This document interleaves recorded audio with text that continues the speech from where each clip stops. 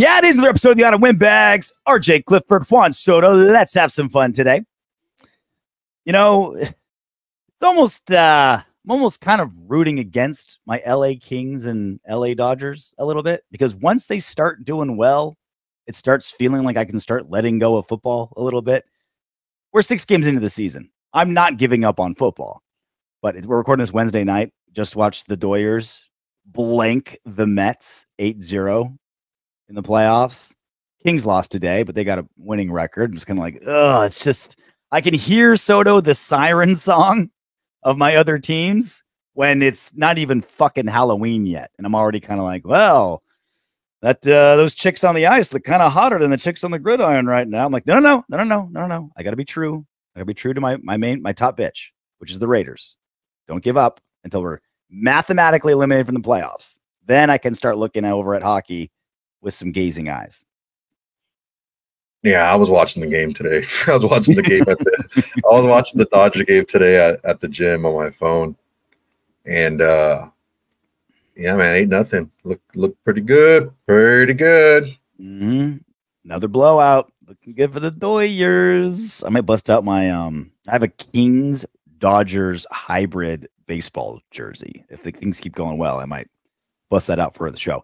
Again, we are still Raiders 1, 2, 3, 4, but we have our 5th, 6th, 7th team. And sometimes, they treat us a little better than our main bitch. But we're in it for the long haul. Not in it for the long haul is Davante Adams. I'm sure you've heard the news. Traded to the Jets for a conditional 3rd-round pick. I did a whole video on it the day of the trade on Tuesday. If you want to hear like a longer explanation discussion on the topic, go check it out. But I want to know, Soto, and it's our question of the day. It'll be pinned at the top of the comment section. Let us know your answer, but I want to know yours first, Soto.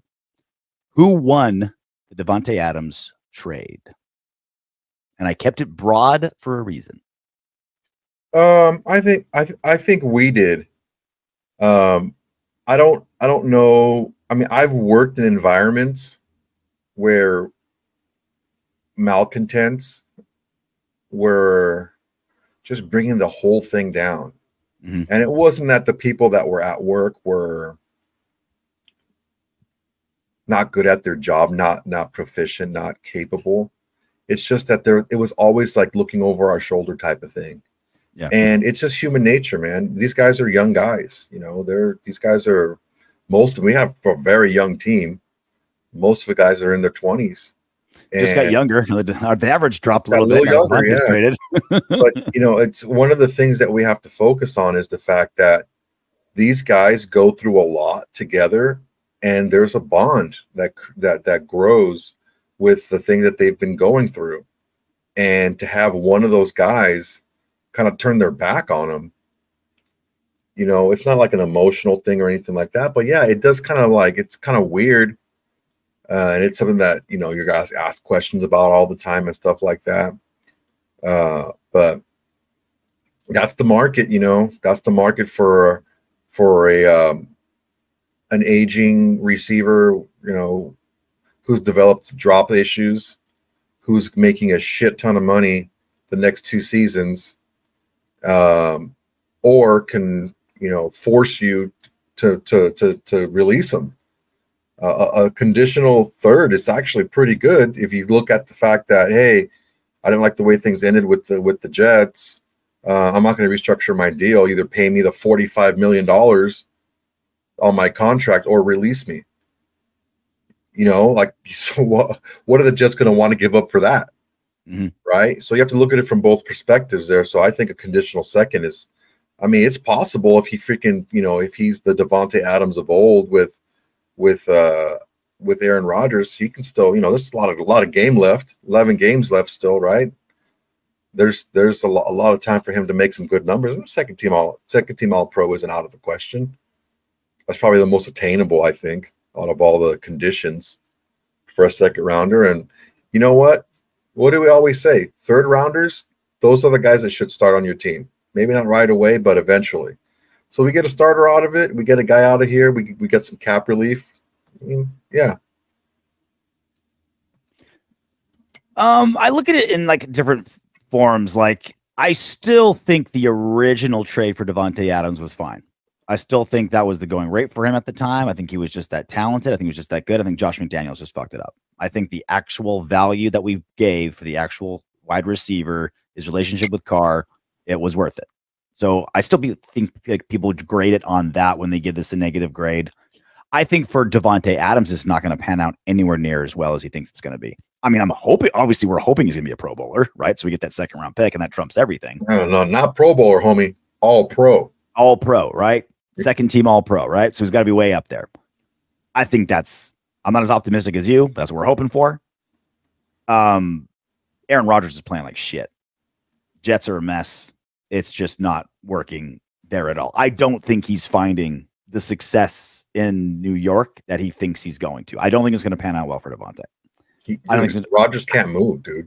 He can't move at all. And the line can't protect him. Like it's they can't run the ball. Man. They can't run the ball. They can't protect. And Rodgers is just not the same. He's a 40-year-old. He's my age. Like, it's just not the same guy. I don't think he's gonna find that success there.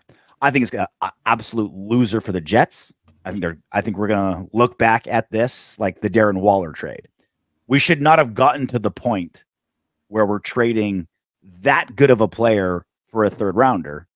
But at that exact moment, it was the right move, and it turned out to work because he played like 2 games, right, with the Giants. So I think if you look at it in a very narrow time frame, I think it worked. I think we shouldn't have got here. I don't know if there's any winners long term in all this. I don't think Davante Adams is going to get anywhere what he thinks he's going to get out of this. I don't think the Jets are going anywhere with or without him. I think the Raiders should have gotten more if they would have done this long-term smarter, but short-term, like you said, like the value at this point, the market is what it is. We weren't going to get anything for him if we just played hardball and just like sat it out. We get 0.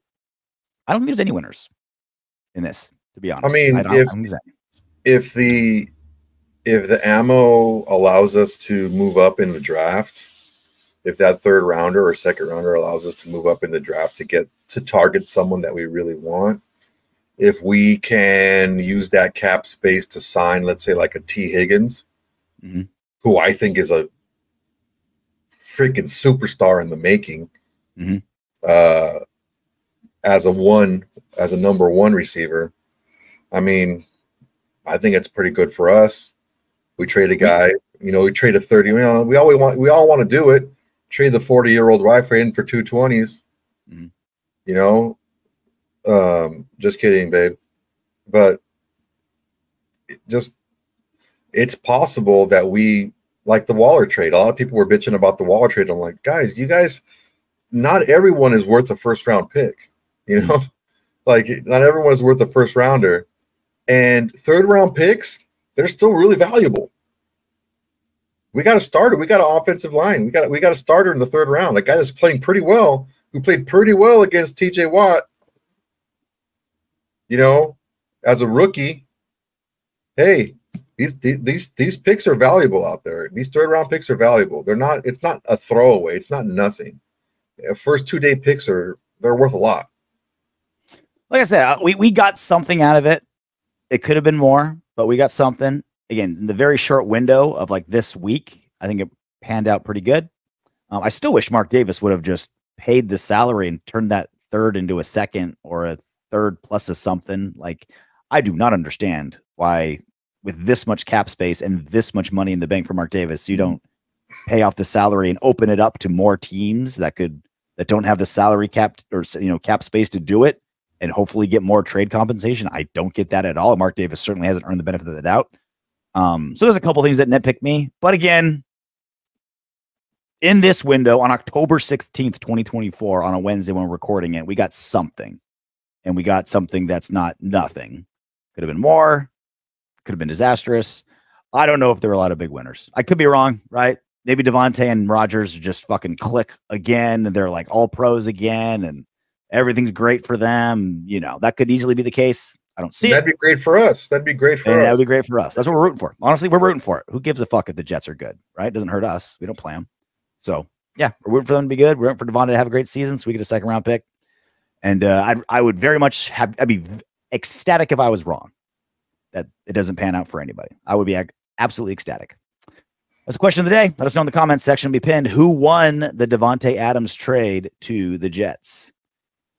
It's freaking bonkers that the most famous man in American professional sports, Tom Brady, purchased a chunk of one of the most storied franchises in American sports, and it was only the second biggest Raider story of the day. Like, it was Davante Adams' trade. That's how big the Davante trade was. But it's official. Tom Brady is officially, it's been brewing for like April of last year, like 17 months or so, when Mark Davis said that was the intention, is officially an owner of an NFL franchise. Some dude from Bay Area, played at football at Michigan, got a bunch of hardware on his fingers. He will own roughly 5%. His businessman, Tom Wagner, will own roughly 5%. And then randomly Richard Seymour is in there at like 0.5%, for roughly 11-ish% being sold. They did not give a number on how much it was, but the franchise is valued at around $3.6 billion. So it should be around $360 million total for this entire purchase. I don't know how Richard Seymour was able to cobble that together, but I think it was just kind of probably just thrown in because Mark Davis likes him so much, that type of thing. And this was the scene at headquarters. The whole place applauding for Mr. Tuck Rule. I never thought I'd see the day, Soto. I don't see why people are so upset over it. Honestly, I know Rory's really upset about it. He was crying all day on Twitter. It does feel weird. It does, but hang on a second. Let me paint this picture for you, okay? Okay. It's not like we hired him to come in to be a consultant or something, right? The success of the franchise is tied to the value of the franchise. If this franchise, as bad as we've been, we're still like what, the second or third most valuable NFL franchise? Yeah. Okay. If we start winning, we're going to shoot up to number one. And who does that help? The owners. So the success and value of this team is tied directly to our wins and losses. So there is motivation. There is motivation for Tom Brady to come in and help us be more of a winning franchise. And I don't care what you have to say about Tom Brady. He instantly becomes the most credible voice when it comes to winning in the NFL in the entire franchise. You can get the five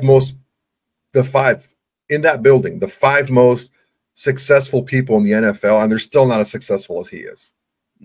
Okay? So his credibility shoots through the roof.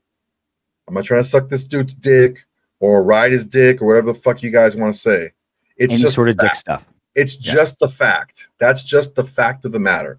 And on top of that, if the return on his investment is tied directly to how successful we are, he is now incentivized. See, I don't listen to what people say. I listen for what they are incentivized to do, what they're incentivized to say, what they're incentivized to manipulate or ask others to do. That's the most important thing. What incentive does this person have to do X? There is a huge incentive for Tom Brady to turn this thing or help turn this thing around. There is a huge incentive for that. If I'm Mark Davis, I put him right next to me and I ask him all the questions that I can before making decisions. I don't necessarily make him the final say. I don't make him, the guy that makes the decisions for me, but I'm definitely going to consult him on the big stuff and maybe some of the little stuff too. Because he's seen what it's not about. Oh yeah, it's the Patriot way or anything like that. Because he did it in another place too, and in a place that didn't start off very well, but as soon as he got a little bit more influence over what was being done, it straightened up pretty damn quick. And then from there, they ended up winning the Super Bowl. That's why you see people who can just go into different types of of industries and still be successful because they know the ingredients to what success looks like. And if things aren't being done a specific way, you don't have to do it exactly like the New England Patriots did it. But there's a game plan. There's a framework of what things should look like, of everything: personnel, coaching, staff, players, attitude. Because honestly, right now, what is our identity? I know what AP said he wanted it to be: smash mouth football, ill intent. Is that what you see out there? No, we're getting ran all over. We can't run the ball ourselves. We're getting blown out in second halves of games to shitty teams. We're making fucking Justin Fields look like an all-pro. Dude, I mean, that's not what he said he wanted on the field. So what is our identity? That's the first thing that needs to be handled, is what identity does this team have? Because what? You want to be a smash mouth team and you get rid of your fucking all-pro running back. That doesn't make any sense. And you bring in Luke Getsy, who has a power running scheme, and you get rid of your best running back. It doesn't make sense if that's what you really wanted to do. So everyone's got to get on the same page, because what you're saying and what you're doing doesn't match up. Because if I was them and I wanted to be a smash mouth football team, I wouldn't have fucking paid the money to Gardner Minshew to come in. I would have given that money to Josh Jacobs if that's what you really want it to be. So there's a lot of minority owners of a lot of NFL franchises. What makes Tom Brady? And they're not minorities. They just own a little bit of it. Maybe some of are. He's probably like 132nd Cherokee or something. He's not pure. Fucking around. Of all the minority owners, what makes him different? Well, all the reports are it's going to be treated very different. This tweet from Judy Bautista. Mark Davis on Tom Brady becoming a minority owner says, although Brady can't play quarterback for them, he can help them select a quarterback in the future. That's just a comment from Mark Davis. Here's Marcel Reese, who is probably the tightest guy with Mark Davis there. Of all the former players, he somehow is BFFs with Mark Davis. When he talks about Mark, we listen. Well, Mark, and Tom's a really good friend, and Mark is family to me and a mentor, as everyone knows. I will say this: Mark does nothing without a ton of thought involved in it, and this was a long time coming.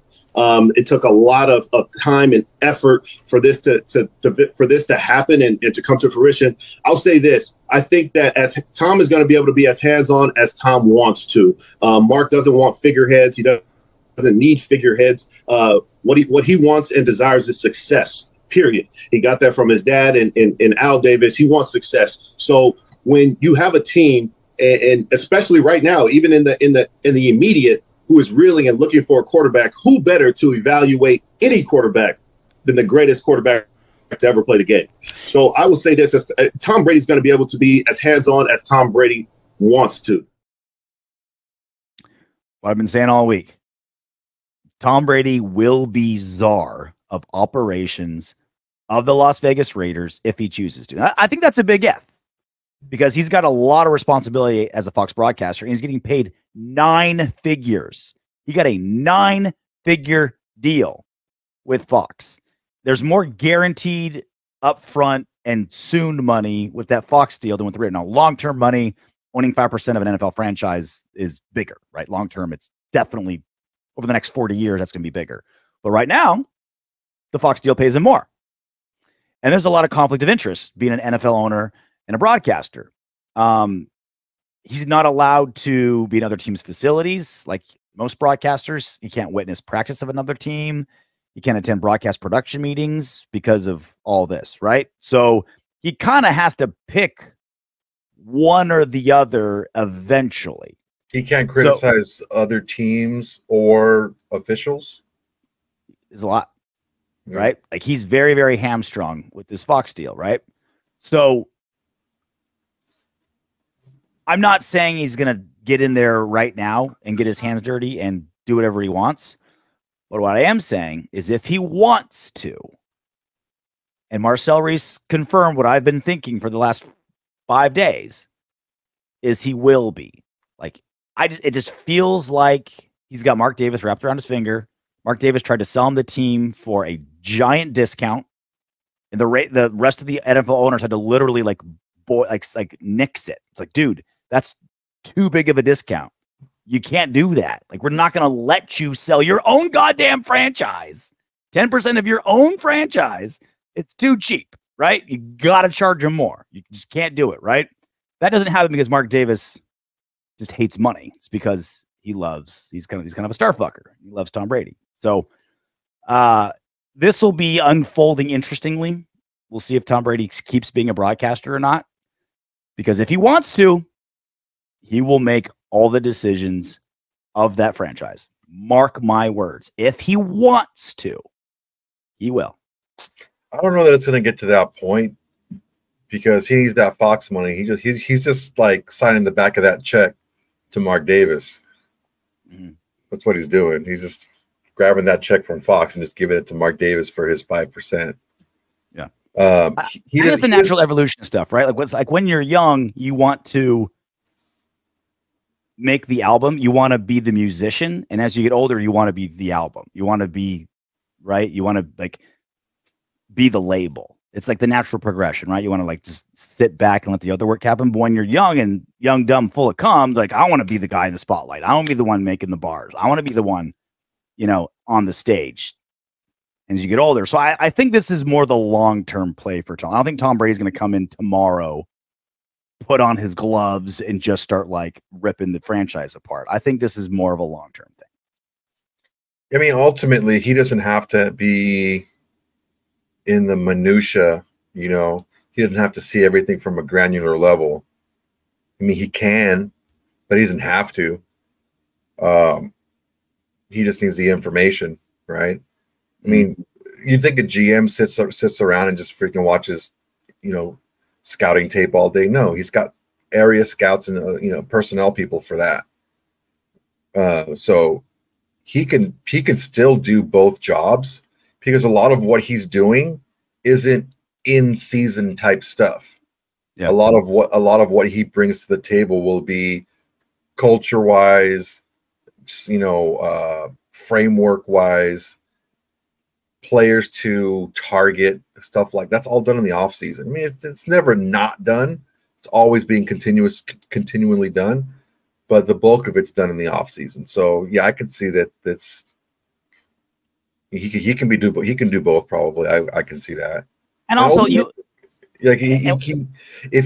if he can't criticize officials and he can't criticize other teams or whatever, he just calls what he sees on the field. That's it. I mean, it's not that big a deal, but he knows people. He can call people up. He can call Andy Reid if he wants. But hey, man, what's going on with you guys? Give me something that I can use. And also, look, the laws don't apply to the haves. They only apply to the have-nots. Like no one on Epstein's list is going to jail because they're the most powerful people in the world, right? Tom Brady walks on water to NFL people. So if Tom Brady's like, you know what? All these rules you have for owners? I'm not following any of them. Fuck you. What are you going to do? They might not do anything. And we know Tom Brady's not one to bend the rules. He's Mr. By the book. He's never going to try to cut corners. He's not going to try to deflate the situation. He's never going to do any of that, right? If he wants to just say I'm just going to do whatever I want, who's going to stop him? Who's going to go up against Tom Brady? I just don't see it happen. I think he's going to be able to do what he wants. Yeah, it'll be fine. Yeah. This was kind of just an 18-second clip. Do you follow Kirk Minahan at all? No, I don't. Me neither. I don't know his show, but he's got a decent number of followers. So I'm putting this out there not as a confirmation or validating this report, but it is intriguing and it does make sense. I'll just say this. I won't get specific. People have told me that Brady's first move is going to ask Bill Belichick if he's interested in being coach of the Las Vegas Raiders. 2 sources have told me that. 2 high up in the Patriots organization have told me that. Patriots West 2.0? Tom Brady is owner. Bill Belichick is head coach. Josh McDaniels comes back as offensive coordinator. I don't know if that's going to be happening, but I don't see it. I don't see it. You know, I understand where it comes from. You know, logically, it makes some semblance of sense, but we have to understand something here. Tom Brady and Bill Belichick didn't leave on the best of terms. And it was a huge surprise that Bill Belichick showed up to Tom Brady's roast because they aren't on the best terms. Yeah, I don't think that people might forget that. I think Tom Brady saw some middle ground in between how Bill Belichick ran a franchise and how the Bucks were being run when he first started there. There was some middle ground to where, yeah, we need to be more disciplined, more locked in than we are now, but we don't have to be like we were with Belichick. So I really don't see that happening because he left Bill Belichick for that specific reason. He got tired of it. Well, it would be obviously a different relationship, right? When he's a part owner and then Bill Belichick is coach, you're like his boss in a way, as opposed to, you know, his quarterback that you got to follow him. So the relationship took a swing. And I think I don't want to look too big into a Netflix roast, but Belichick did show up and they did have a banter. And it was, all right, we haven't been working together for over 3 years. Time has a way of doing that, right? Like you break up with a chick and 5 years later, I feel like you mostly remember the good times. If it was like, if the times were good, right? If the breakup can be bad. If the relationship was bad, the relationship was bad the whole time. But if most of it was good and 6 Super Bowl rings is pretty damn good, then you can say to yourself, you know what? This motherfucker knows how to win. We had a lot of good, like, yeah, we butted heads, but we drank a lot of championship champagne together. Also, I think it makes more sense. You have to look at it from this perspective too. Tom Brady also won his way. And do you really think that Bill Belichick is going to come to a place where he can't do exactly what he wants to do? I don't know that Tom Brady is going to want to have Bill Belichick come in and do things the Bill Belichick way, the way that things were done in New England, because he's seen that they don't have to be that way to win. So, I just don't see it. I think there's a lot of moving parts here. I'm not saying it's happening. I'm saying I think the speed bumps to get there have flattened out over the last year. And also, like, no one hired Belichick this year, right? Like, no one's knocking down his door, begging him to get hired. Antonio Pierce got hired. If Patrick Graham fucking dips, I'll take him as a freaking defensive coordinator. Yeah, I mean I don't know if he's that desperate, right? But no, he's making money. But look, like he's going to work with you're going to tell Bill Belichick what to do after having all that control in New England. He's going to come back and just be a coach. I don't think so, dude. He's not built that way. He wants to have. That's why he didn't get the job with the freaking Falcons. He wanted full control over everything. Out the blanks, like, maybe not. Yeah, I mean, we'll see what kind of middle ground happens, right? Like, he's been off a year from coaching. It will be a year. Does that make him kind of hungry for it again? Can Tom Brady convince him? Hey, we're going to keep Telesco, but you're the coach. If things change, they can change. We know how bad you want to coach. It's something worth following. I don't think the answer yes or no, the elements to make that answer exist currently. I don't think Tom Brady is going to call him today and there's going to be a firm yes or no. I think things need to look, if the Raiders end up with, like, you know, a top 3 pick, there's some quarterbacks that are amazing. If Telesco keeps showing his salt, maybe he's like, all right, maybe I can work with him, or vice versa, right? Raiders go 8-9. Telesco's not going anywhere. He's like, no, this place is. He gets a better deal from the Giants or, you know, Jets or I don't know, wherever, right? Like, I think the answer to this question, the evidence currently does not exist. Will Bill Belichick be potentially coach of the Raiders next season? I think too many things have to fall before anyone gets certain about it, but I'm definitely going to follow this story. I am definitely intrigued by this report. Well, speaking of Mark Davis, it's time for a progress report. No better time than after going 2-4, losing Davante Adams. You can kind of get a flavor of how Mark Davis has handled this last offseason, because obviously his time for a while hasn't been great. Mr. Positivity on Twitter, Josh Dubow of the Associated Press. You can always count on him to bring the positive stats. But sometimes the dose of reality is what we need. Since Mark Davis's first full season as Raiders owner in 2012, here's where the team ranks. Win percentage, 28th. 403. Points per game, 28th. 20.8. Points allowed per game, dead last. 26. Point differential per game, minus 5.1. That's 30th. Playoff berths, there's a 5-way tie for 27th at 2. Playoff wins, obviously, we haven't had any. Tied for last. Not a good run for old Mark Davis. And this is yet another time when you have a run of not doing well. When you have a run of doing very, very well as an owner, you can suffer a bad patch.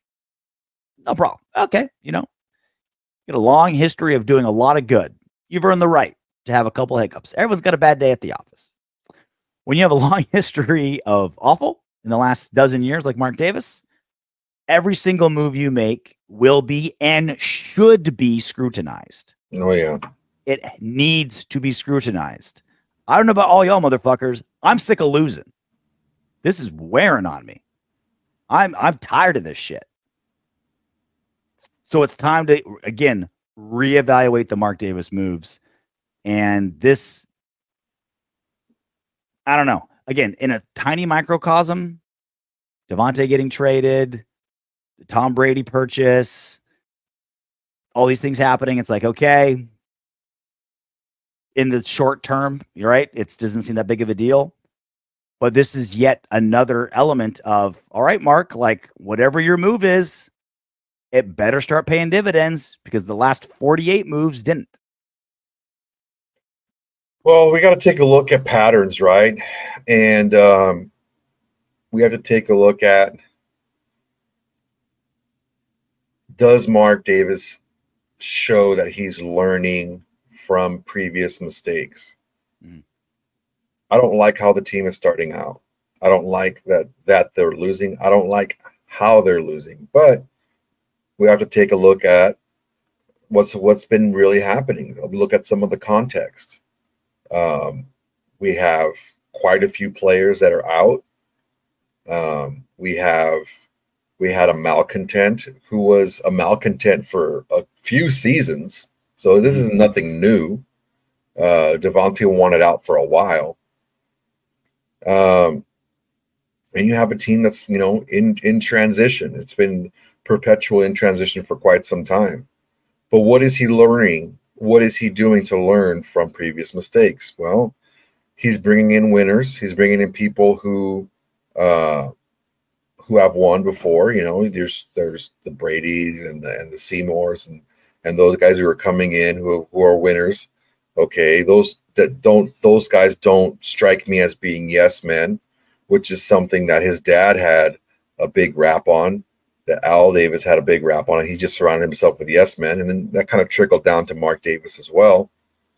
So that's kind of a little departure from what we've grown to see.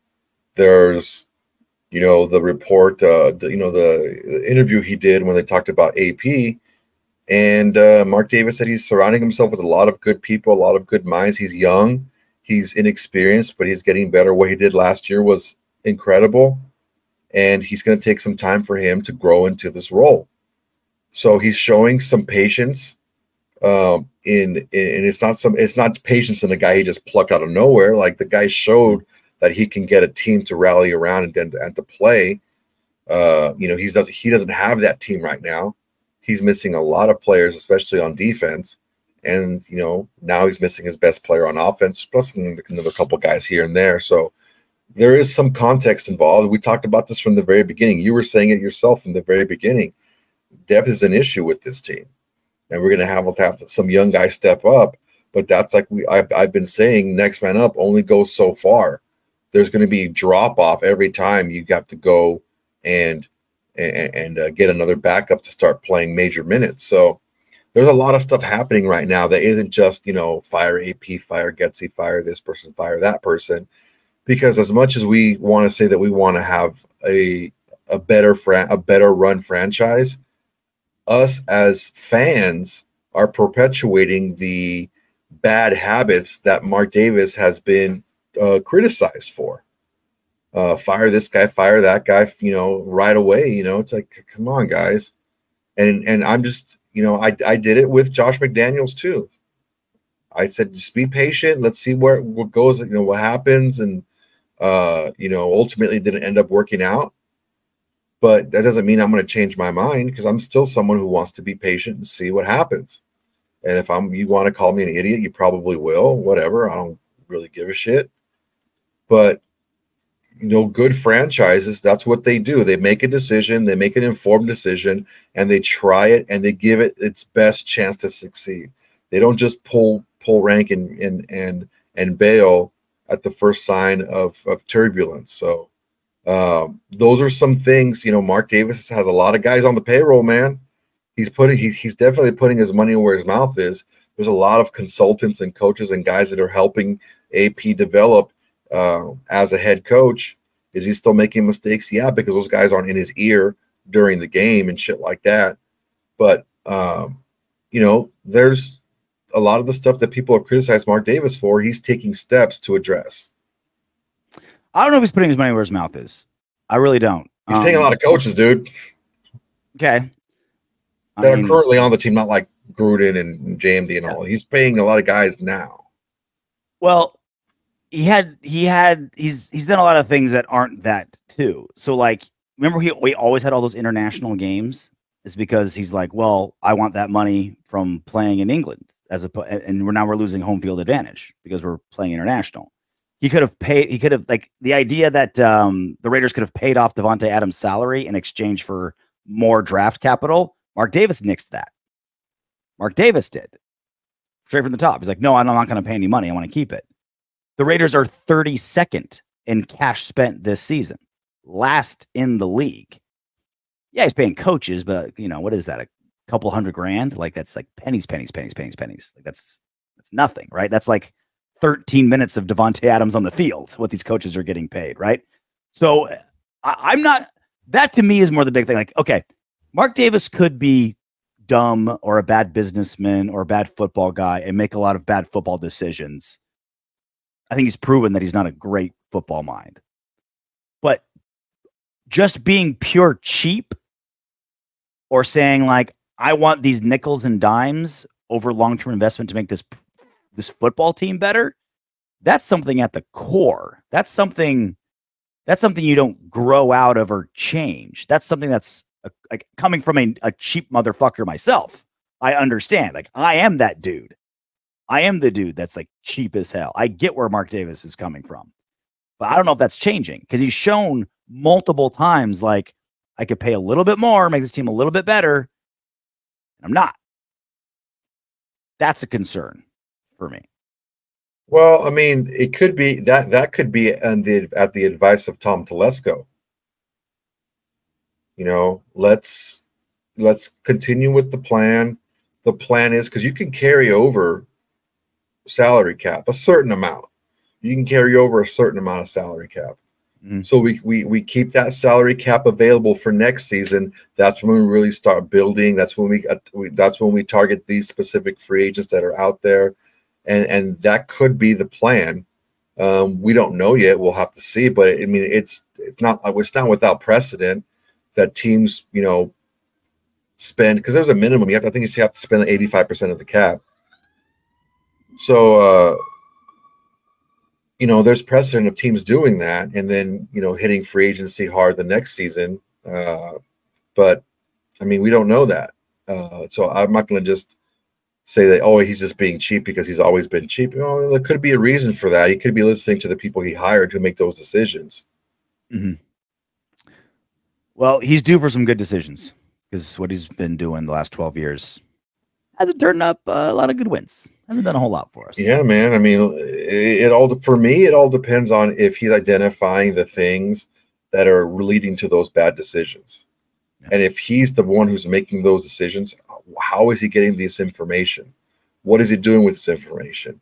How is he analyzing the information? Who's helping him analyze it? Who's he getting advice from? Things like that. You know, a report is only as good as the information that you can get from it. If you're not looking for all the right things, it doesn't matter what kind of info you're getting. So, I mean, I see him, maybe just rose-colored glasses, but I see him addressing some of those things. He's getting advice from his barber? Well, speaking of barbers, I mean, a barber in Green Bay just called up Brady and was like, hey, man, welcome to the club. We're both minority owners of a football team. Mm-hmm. Well, one way to get right is to start winning football games. You know what I mean? All this shit don't matter if the Raiders can start winning football games. And on Sunday, they're heading into LA to take on the 1-4 Rams. We're like, oh yeah, 1-win team. Come on, we should win this one. Rams are 6.5-point favorites.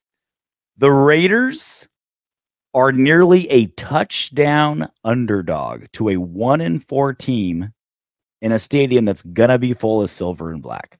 That's how much the bettors make of the Las Vegas Raiders. Now, in fairness, the Rams are coming off a bye. I think they're better than their record dictates. They might be getting Cooper Kupp back.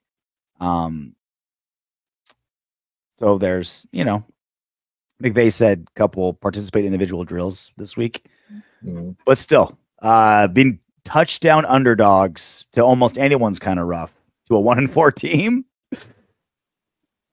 the bettors don't think very highly of us. And is there more of a game for us to win than one where we're 7-point underdogs and all of the NFL pros, all 10 of them picked against us? It would be a very Raider thing to win this game. Yeah, I mean, I wouldn't put it past them. I don't blame anyone for not having any confidence in us. Mm-hmm. I mean, realistically, it's something that we have to own as fans, because that's just who we've been. And it's, you know, kind of tough to swallow, but ultimately it's the truth.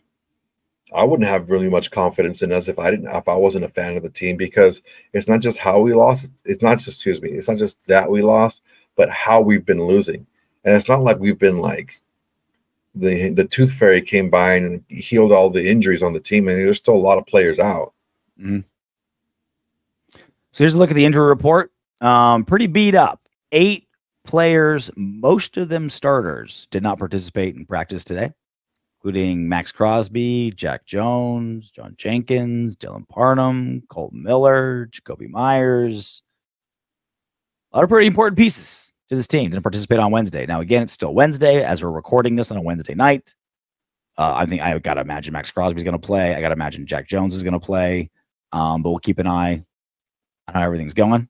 Rams pretty healthy. Again, Cooper Kupp limited in practice, potentially could be back in. The Raiders are down all time 8-7. So the Raiders have a chance to tie this up 8-8, even the series, 15-game series so far between the two franchises. And this is exactly what I've been saying about Antonio Pierce. This is his chance to prove that he can at least do what he was hired to do. Get the ship back on track. All right, this team is showing all the signs of falling apart. Not tackling, business decisions, disgruntled wide receiver wants to bounce. It's not dissipating, but it's giving the dissipating signs. It's dissipating adjacent. And the bleeding needs to stop immediately, because once the avalanche starts to roll, it's an unstoppable force. So this is where Antonio Pierce, I'm not even saying he has to win, but he has to get this team playing hard for 4 quarters, playing as a unit, playing motivated, looking like they're not giving up. Because if AP can't motivate his team, he's got no other job. Like, there's really nothing else he can do for us. That's why he was hired, man. He was hired because he gave the team a spark. And I said it in the post game. If he can't do that, he's no use to us. I mean, bottom line, if he can't go out there and get these guys to play hard, then he's not an offensive mastermind. He's not a defensive, genius. Scheme wise, like he's a motivator.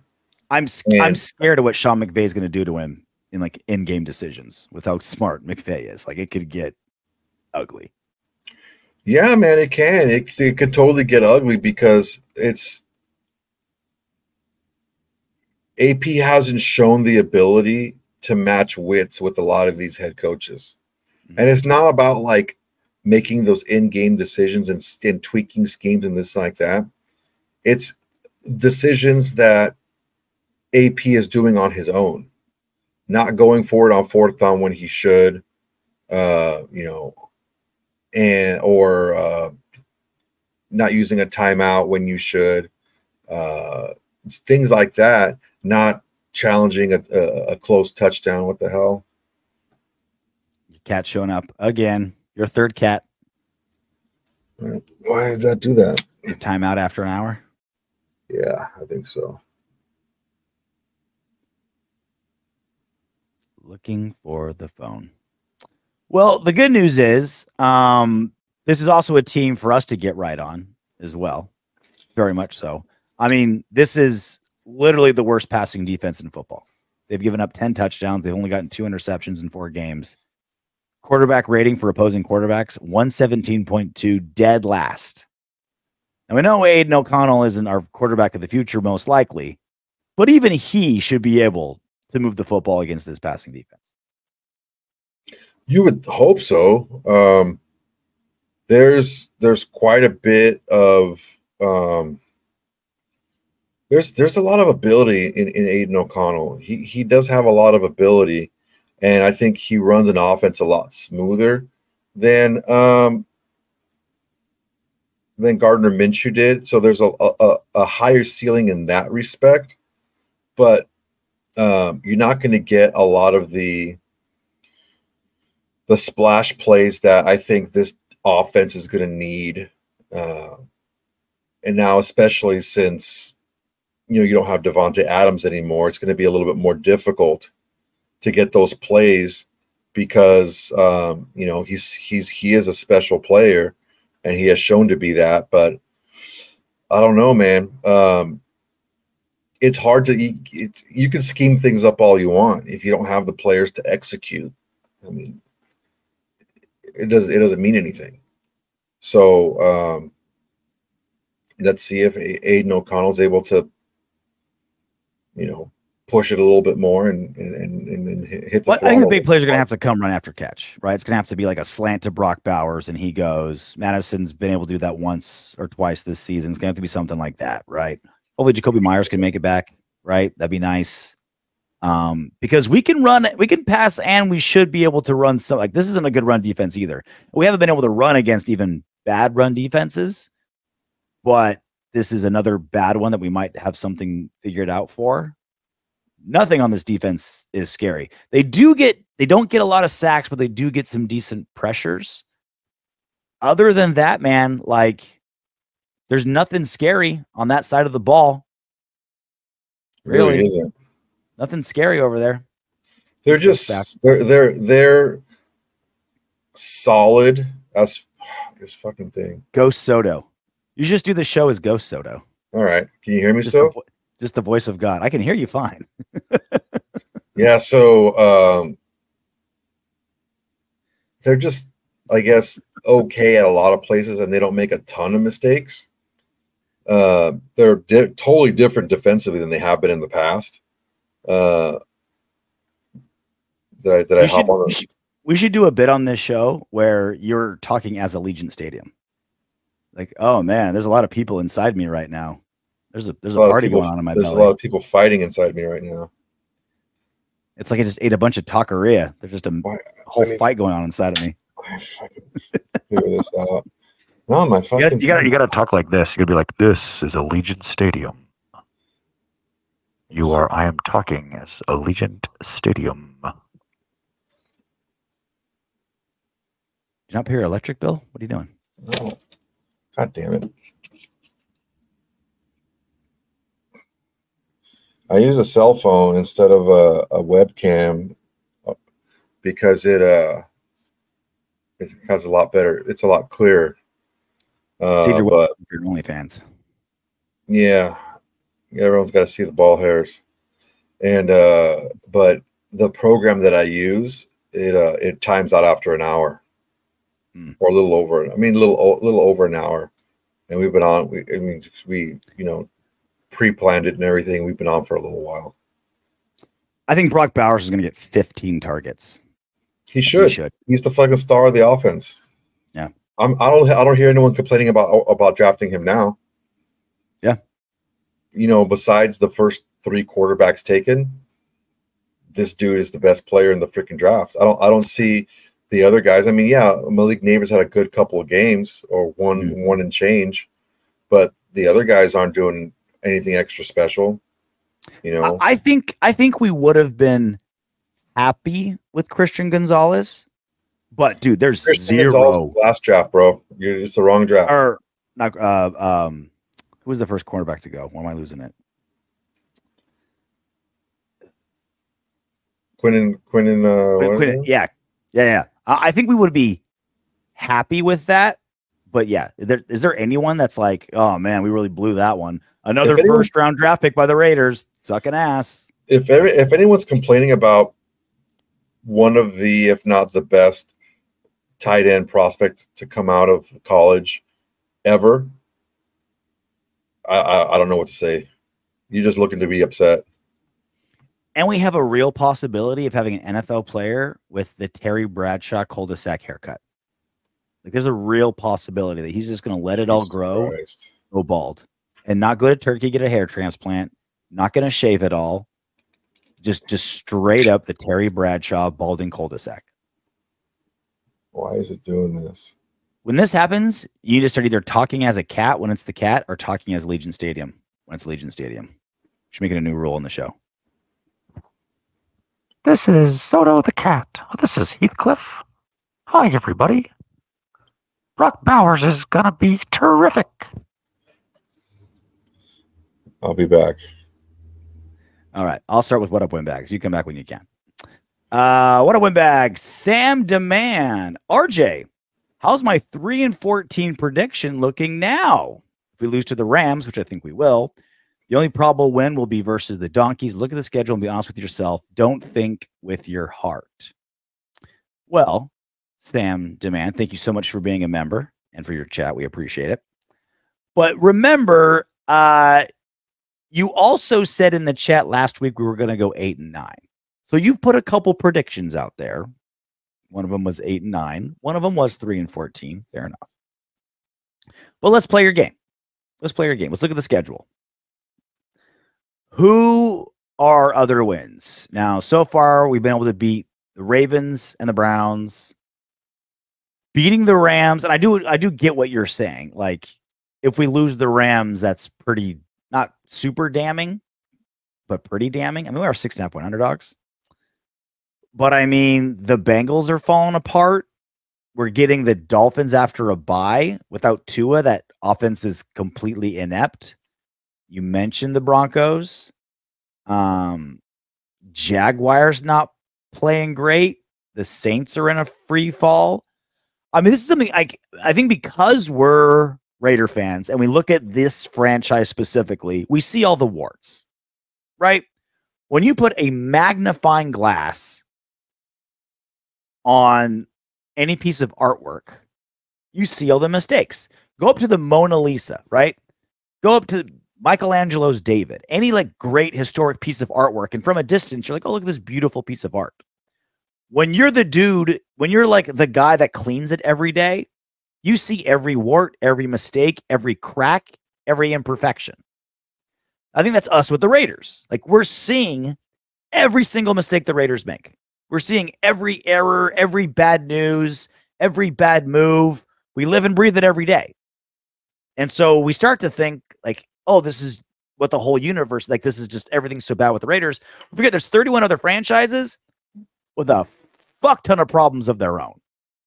There's a lot of like, talk to your fans that are Dolphins fans. Talk to your fans that are buddies that are Rams fans. Like, there are some franchises and Browns fans. Like, I know that we beat, the Panthers beat us, but there are a lot of franchises that are a mess.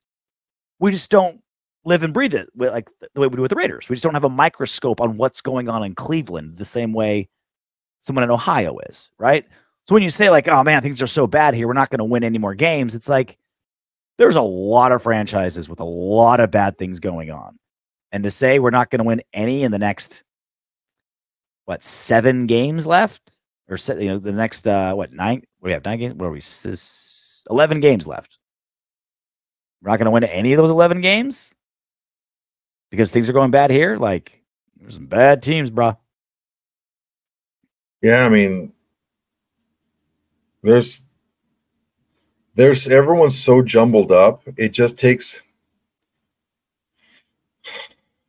I hate looking back at stuff like that, but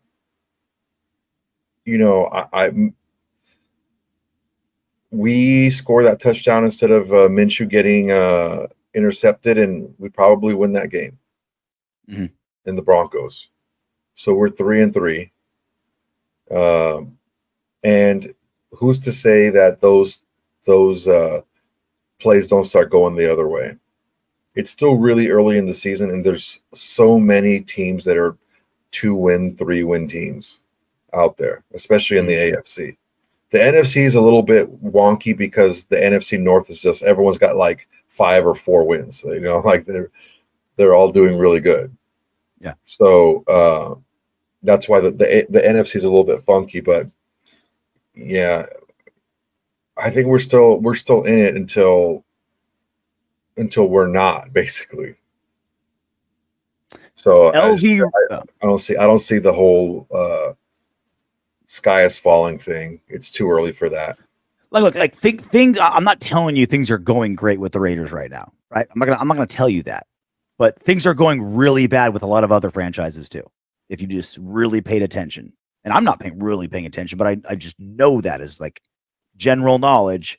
A lot of things aren't going great other places. That doesn't mean it's okay what we're doing, but there's a reason why there's a lot of defensive coordinators in the NFL. They're like, we're just going to let the offense fuck up.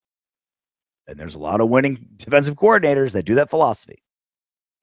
Yeah, they do it well too. And they're winning. LV Raider 67. Tom Brady is just one of many part owners of the Raiders. So we've had to address this multiple times and explain it in many different ways. He's not just any part owner. This isn't like Serena Williams was like a celebrity part owner of the Dolphins and owned like 0.0001% of them as part of a package deal as some celebrity endorsement thing. This isn't that.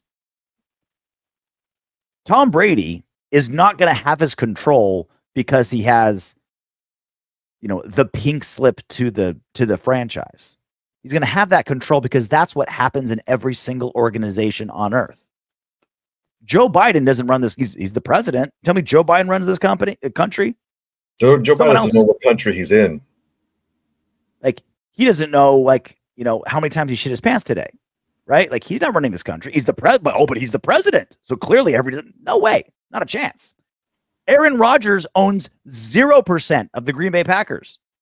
We all know who's running everything. Bitch. You know who's running everything over there? I think Alan Lazard was picked up because the owner, Woody, really wanted him? No. And if you want to get that technical, if you really want to, LV Raider 67, if you really want to be like, well, he's only a partial owner, Mark Davis isn't even technically the owner. It's his mom. Al Davis's wife is technically the owner of the shares of the Raiders. So, yeah, I know that Tom Brady doesn't have a majority share in the Raiders. I know there's other minority owners of the Raiders. But just like every organization, every company in politics, relationships, everything in the world, it's not always letter of the law. You have 51%. You make every single decision. There's spheres of influence. And as we've talked multiple times, reports from Marcel Reese, multiple journalists, if Tom Brady wants to be hands-on, he'll be as as hands-on as he wants to be. Mark my words. As nasty as he wants to be. Oyster Shucksters 4206. I love it when you guys bicker like a married couple. That's a sign of a real friendship. You guys are great. Moody Soto, RJ the Interrupter. Thanks for giving me at least one enjoyable Raiders thing to watch today. I say this one for last because I think that's kind of our goal, right? Like we say this every few months. We kind of try to remind you guys of what our goal is here at the Autumn Windbags. And that's just to a place where Raider fans can have fun. I stand by our analysis. I stand by our reports. I think our takes and objectivity and what we bring to the table is very knowledgeable and important. I think it makes you a smarter and better fan. I firmly believe that. But our goal is just a place for Raider fans to be Raider fans. Vent, rant, curse, make jokes, make fun of each other, make fun of the Donkeys and Chiefs and Chargers every time. Gloat. Like, that's what we want. Gloat's a good one. This is like this place was lit. This podcast, now over 3 years running, was literally just an extension of a text chain between me, Soto, and Rory over the last like 7 years. That's what we want it to be. Just our text, just three Raider fans talking shit to Chiefs fans, gloating about wins, complaining about losses, trying to fire people, wish we picked up this player, wishing we drafted that guy, pissed off we lost that guy. That's what we're doing here. Just want you guys along for the ride. Yeah, I mean, ultimately, that's what we wanted to do. And, I mean, I know that we both don't feel like the arguments are the best part of the show. And sometimes we feel like maybe they go on a little bit too long. But, I mean, they're inevitable when you have a certain viewpoint. You know, they're going to happen. And when you're that passionate about something, like we are with the Raiders, like it's also about, if we didn't care, we wouldn't fight. You know what I mean? Like if it wasn't that big of a deal to us and the feelings weren't involved, then there wouldn't be any arguments. But we give a shit. Yep. And also we're emotionally retarded, the two of us. There was arrest. Our development has been arrested. All right, that's it for us. We will do a post show for the Rams game on Sunday. It's my daughter's birthday party, so I'll have the TV outside whilst barbecuing, try to follow along as much as I can. I will be watching, no doubt about it, and we'll be doing a post show. Regardless, we'll probably have a party head on, some streamers, maybe some face paint from the face painter that's coming. Should I do a face paint? Should I do like a Raiders face paint for the show? Yeah. Scare all our viewers. Yeah, that's perfect. Yeah. Done deal.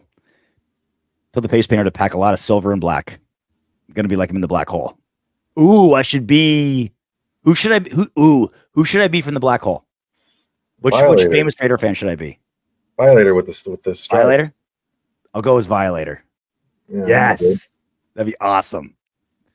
Just get some spikes. All right, well, that's it for us. Until then, knock on wood if you're with me. Hey, you made it to the end of our video. Great job. I know you want more. Go ahead and click the next video. And if you're feeling crazy, go ahead and subscribe.